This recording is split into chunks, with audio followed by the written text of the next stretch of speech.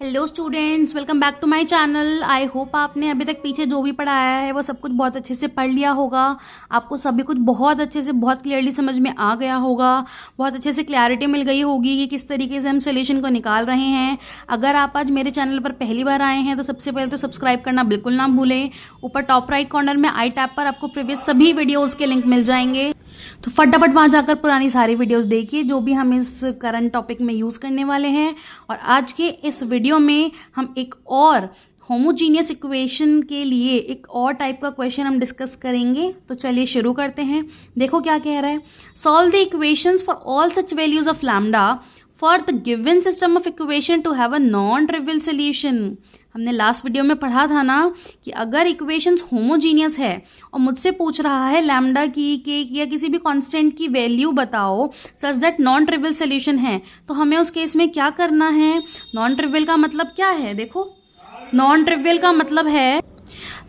का मतलब है कि हमारा जो रैंक है वो लेस देन 3 है। इट मीन्स मैट्रिक्स सिंगुलर होगा। इट मीन्स डिटर्मिनेंट उसका इक्वल टू 0 होगा। तो सबसे पहले गिवन इक्वेशन से हमने क्या बनाया? हमने कोफिशिएंट मैट्रिक्स बना लिया। अब मुझे पता है इस कोफिशिएंट मैट्रिक्स का जो डिटर्मिनेंट है वो 0 है, क्योंकि क्वेश्चन में गिवन है कि नॉन ट्रिवियल सॉल्यूशंस मिलेंगे। तो वही अब देखो, ये जो मैट्रिक्स बन के आया है, it is your choice, not an obligation. तुम चाहो तो यहीं बैठकर इसका डिटर्मिनेंट एक्सपेंड कर लो, फंस जाओगे, सॉल्व ही नहीं कर पाओगे, गड़बड़ कर दोगे, टाइम एक्स्ट्रा यूटिलाइज होगा और आंसर आएगा नहीं। तो उससे बेटर है 3-4 स्टेप्स की जरा मेहनत कर लो, है ना, और 2-3 डिटर्मिनेंट की प्रॉपर्टीज लगा दो।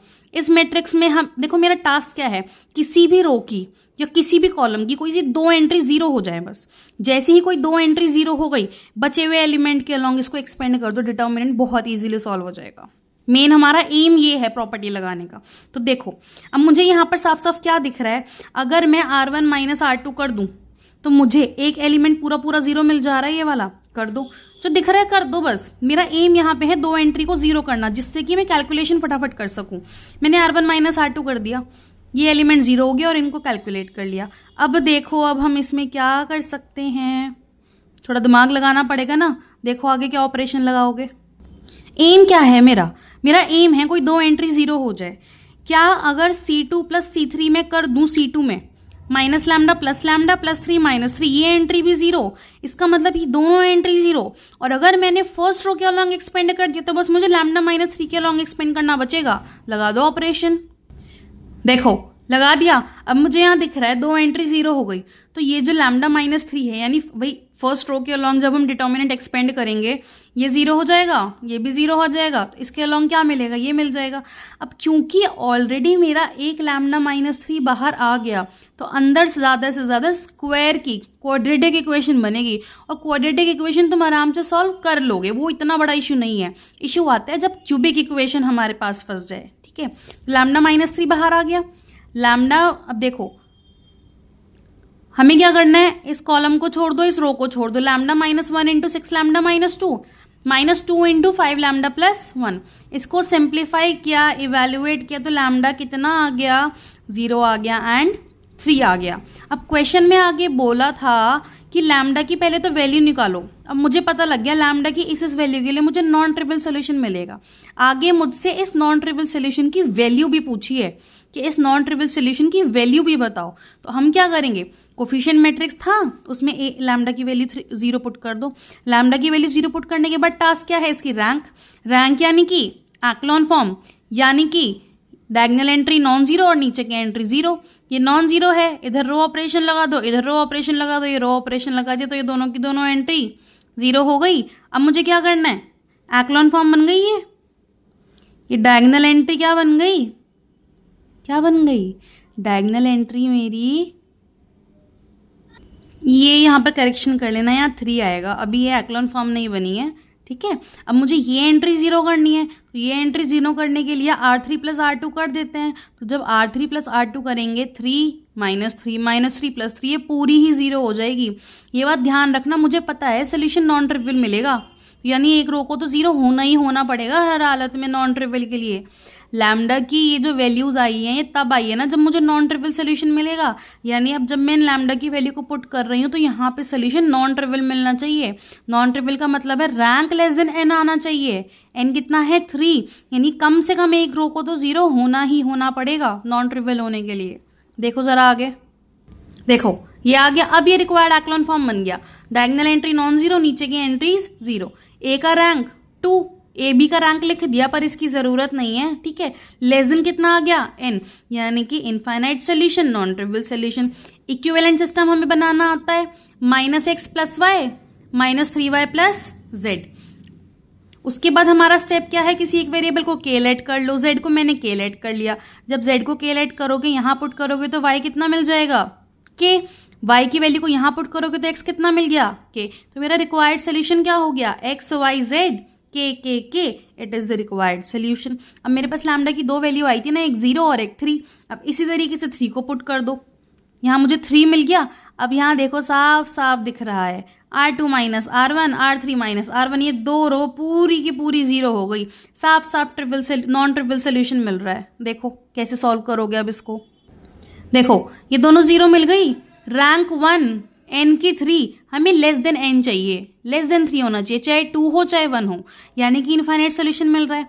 इक्विवेलेंट सोल्यूशन सिस्टम क्या बनेगा, 2x + 10y + 6z = 0। अब कहोगे वहां तो हम लेट कर लेते थे और वैल्यू निकाल लेते थे। तो बच्चे यहाँ पे हम क्या करेंगे, z को p लेट कर लो, y को p लेट कर लो, z को s लेट कर लो, और x की वैल्यू इस p और s के फॉर्म में लिख लो, ठीक है। जब मैंने y को p लेट किया, z को s लेट किया, x = -5p - 3s मिला, ठीक है। अब देखो जरा सोल्यूशन कैसे लिखोगे। x की वैल्यू कितनी आई है, -5p - 3s, y कितना था p, ये कितना था x। अगर तुम्हें ध्यान हो, हमें लैम्डा की 3 वैल्यू मिली थी, 0 3 3। तो एक 3 के कॉरस्पॉन्डिंग एक टर्म मिलेगी, एक 3 के कॉरस्पॉन्डिंग एक टर्म मिलेगी।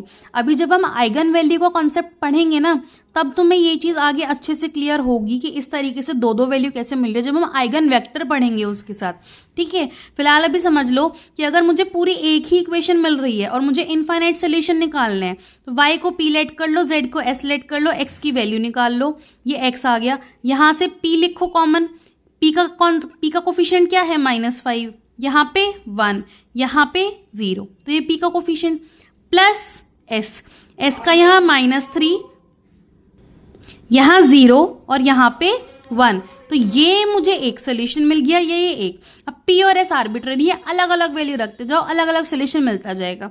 इसी को इस फॉर्म में लिखा है बस, इसको जब वापस से ऐड करोगे तो वापस से यही मिल जाएगा। तो ये मेरे इनफाइनाइट सोल्यूशन हो गए होमोजीनियस इक्वेशन के, ठीक है। अभी कल की क्लास में हम क्वेरीज आ रही हैं हमारे पास, बच्चे क्वेश्चंस भेज रहे हैं, तो कल की क्लास में हम एक क्वेरी वाला क्वेश्चन डिस्कस कर लेंगे जो एक बच्चे ने पूछा हुआ है, ठीक है। उसके बाद हम हमारा नया टॉपिक शुरू करेंगे, कैले Hamilton theorem. Most important topic है, क्वेश्चन आता ही आता है, इतना इजी टॉपिक है, इतना मज़ेदार टॉपिक है, मज़ा आएगा पढ़ने में, बिल्कुल अलग कॉन्सेप्ट है। आई डोंट थिंक सो आप लोगों ने अभी तक पढ़ा होगा ये 11th के मैट्रिक्स में। इंटरेस्टिंग है, थोड़ा कैलकुलेशन बेस्ड है, कंसंट्रेशन के साथ करना पड़ेगा, लेकिन फिक्स मेथड है, पक्के हैं नंबर उस टॉपिक में। कैले हैमिल्टन थ्योरम का जो टॉपिक है, नंबर पक्के हैं। और कैले हैमिल्टन के बाद हम पढ़ेंगे कॉम्प्लेक्स मैट्रिसेस, उससे भी इजी क्वेश्चन, उससे इजी टॉपिक ही नहीं है आपके पूरे इंजीनियरिंग मैथमेटिक्स में। कॉम्प्लेक्स मैट्रिसेस, कैले हैमिल्टन थ्योरम, थोड़ा सा बस कॉन्सेप्ट समझना है, कॉन्सेप्ट समझ के मेथड समझना है, सॉल्व किस तरीके से करना है, और बस उसके बाद सॉल्व करते जाना है, ठीक है। अच्छे से मन लगा के इंटरेस्ट लेकर पढ़ो, कुछ डिफिकल्ट नहीं है, सब कुछ बहुत इजी है। बस रेगुलर जो क्वेश्चन मैं करवा रही हूँ उनको एक बार क्लास में करने के बाद दोबारा से खुद से करके देखो। ना समझ में आए तो वीडियो को दोबारा देखकर फिर समझो और होमवर्क के क्वेश्चंस करो। कोई भी डाउट आ रहा है, कोई भी एक्स्ट्रा क्वेश्चन चाहते हो सॉल्व करवाया जाए, तो वो कॉमेंट में भेज दो, या फिर मैंने मेल मेंशन किया हुआ है, मुझे मेल पर बता दो, हम सोल्यूशन वीडियो बनाकर अपलोड कर देंगे। नहीं तो हम लाइव में भी डिस्कस कर लेंगे आपकी जो क्वेरीज होंगे, ठीक है। बस पढ़ लो, पढ़ाई करो, मैथ से डरना नहीं है, बहुत मजेदार, बहुत इंटरेस्टिंग सब्जेक्ट है मैथ्स, ठीक है। तो हम मिलते हैं नेक्स्ट क्लास में, तब तक के लिए थैंक यू।